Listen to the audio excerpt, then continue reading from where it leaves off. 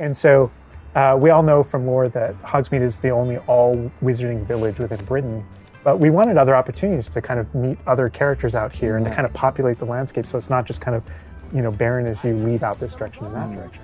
And so we just imagine these different dwellings, these different smaller locations that wizards might live in out in the Scottish Highlands. And so it's those, and so we refer to those as hamlets, and they're opportunities to learn those wizard stories, how those different locations have kind of like learned to live, what their relationships are with characters at Hogsmeade and Hogwarts.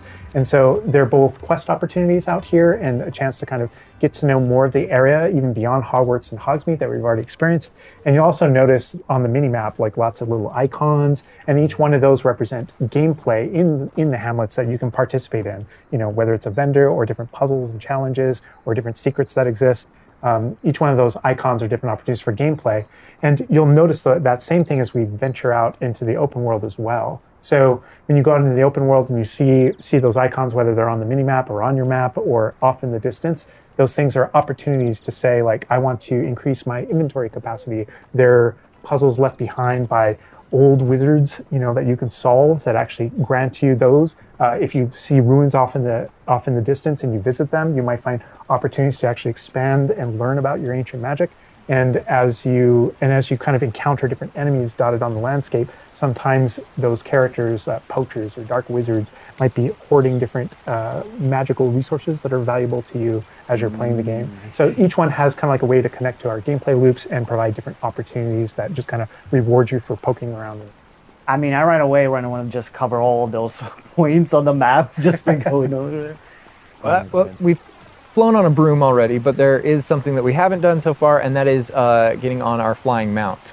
We're going to hop on our Onyx Hippogriff here. The Onyx Hippogriff is our pre-order bonus. Oh my god, there he just like pops out of the back. Oh wait, you can use it as a horsey? I mean, a horse? I mean, that is a horse? Yeah, as a hippogriff, you can totally ride it like a ground mount, and you can lift off into the air. And we tried to make sure that each of those interactions, so the broom's really good at reaching that top speed, at kind of traveling the world as quickly as possible.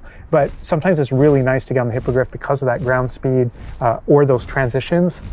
And sometimes it just feels amazing just to be riding around on a hippogriff. Look at it. Yeah, it really is kind of like, I don't know, it's a great feeling being on it. And it's a great feeling managing those transitions, kind of going from run to fly and just being able to go wherever you want. And we tried to make sure that each one of these things that you can interact with have a unique identity and a reason for being. Yeah, I'm a big fan of just being able to hop on the broom and go anywhere. There's something about kind of like the sensation of everything being open to you, and just I love the proximity that I can get to things. I love flying close to the ground, and I kind of wanted to talk about it just because I feel like you know, the brooms are fun for me, not just because of all those feelings of exhilaration, but because they're not just, I have a broom and it's done. I actually kind of like some of the mechanics in it. So you see in the lower right, there's a meter there, and occasionally as Andrew's kind of flying up or flying down, you might notice it draining or not. And this isn't the present day where all the broom technology is well known and advanced and everything that we know and love. This is an earlier time where they're still trying to figure out, you know, we're not at the 3000 yet, we're at the 11. So. Oh my goodness, I'm just so speechless right now because this is just so beautiful. The world just looks so, by the way, the broom, is that like the only one, or can you like upgrade that broom to go faster? Yeah, so we have a shop in Hogsmeade, actually a broom shop. And so that sells a variety of different brooms. And it was important to us that the player could customize themselves based on their own aesthetic. So they're purely cosmetic, but if you talk to the shopkeep and help him out, he'll actually sell upgrades. Yeah, and those upgrades will make it so that where normally the broom, you can only fly, you can only go at max speed. It's kind of like a turbo meter down there.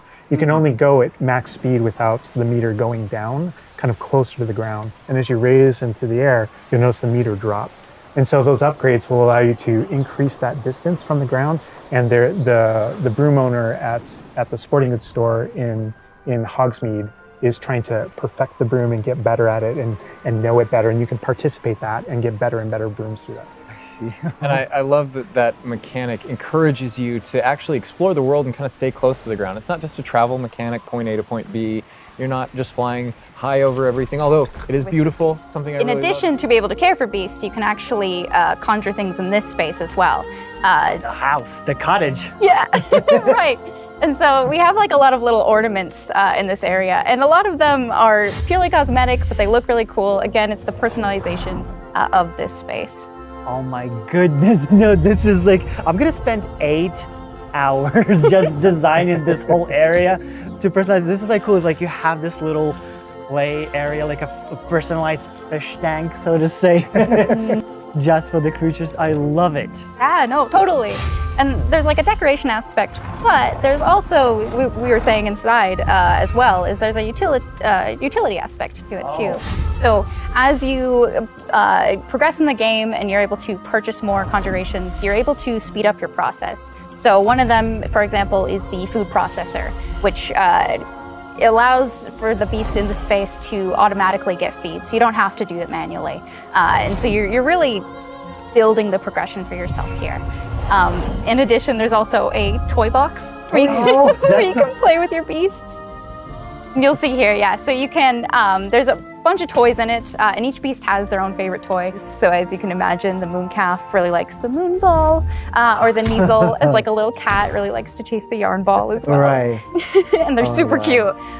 Oh my God. Watching them, it's so cute. All right, Andrew's got us in the Forbidden Forest, which is where the Dark Arts Battle Arena is, which is part of the Deluxe and Digital Deluxe Edition. I love the way that the Dark Arts Battle Arena is actually part of the world. It's integrated into the world, so your experience is more immersive than just choosing an option from the main menu of the game or something like that. Reason to go to the Forbidden Forest. Exactly. There are many reasons to go to the Forbidden Forest, but he's also wearing the Dark Arts cosmetic set, and here he's pulling out the Thestral, which is part of that Dark Arts pack from the Deluxe and Digital Deluxe Edition. So we're going full Dark Arts here. That's good. That's what I like doing. But I like this this battle arena. It is a great place to show off really combat in a big way, because it unlocks some interesting abilities for you and allows you to really play around with combat in a deep way. And is this like the only arena like this in the game where you can like practice? And Yeah, do... so in the base game we have 2 combat arenas normally, and so everyone has access to those. And each of the combat arenas are an opportunity to kind of just go through a difficult combat challenge, fight through multiple waves in order to earn a different cosmetic for your character and add that to your collection.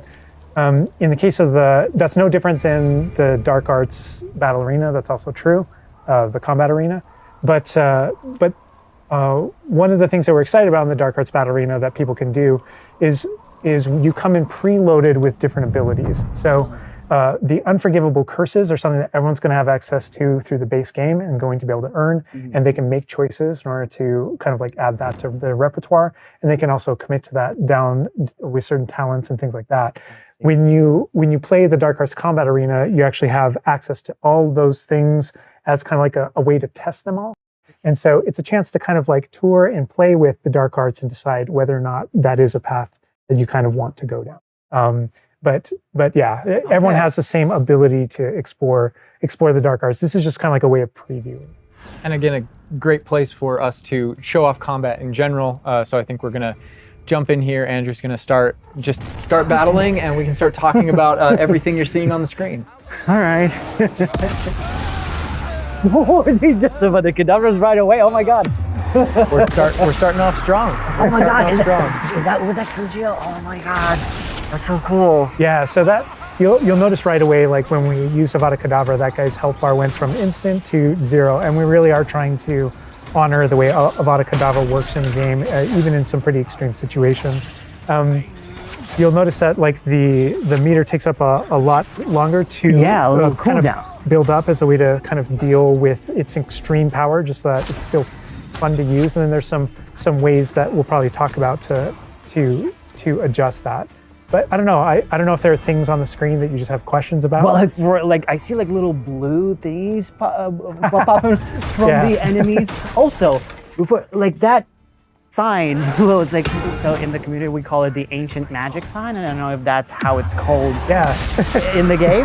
So the community is astute. So on the development side and in player facing in the game, we reference that as your ancient magic meter. Oh, so it is ancient magic. That is, yeah. So as your abilities in the game keep growing and you become exposed to some of the secrets about your own kind of mystery and your own abilities, you start unlocking new powers. So one of those powers, you'll see the R1 button appearing throughout the game.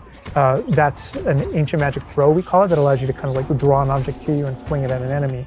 Okay. But whenever you see the R1 or the L1 plus R1 appear over somebody's head, that's an ability to cast a very devastating and powerful ancient magic spell to do a ton of damage against the character. I see. And the way that manifests itself depends on the type of enemy that you're fighting. And you'll see a wide variety of enemies in here that are pressuring the player in different ways. You'll notice there's abilities that kind of bubble up under the player as he's fighting that force him to move.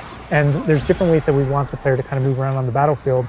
And that's actually a good link to the ancient magic meter in general. And the reason why I say that is because as you're doing different things in combat, you're protegoing and you're doing different abilities and you can kind of spec into it with your talents, there are different ways to get that meter to build faster and faster. So one of the most effective base ways to build up that meter fast, that way you can launch these devastating attacks whenever you want to, is to actually perform combos. So you see that combo appearing, and it's almost like your emotions are building up, and then basically that builds up enough that you can attack someone.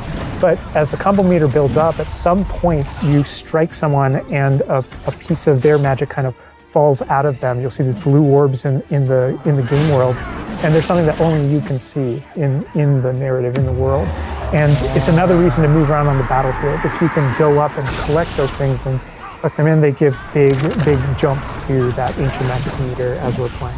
We're talking a lot about spells and magic here, but I think there's another huge component of combat, and that is the tools that you can bring to combat as well to kind of change the way you play.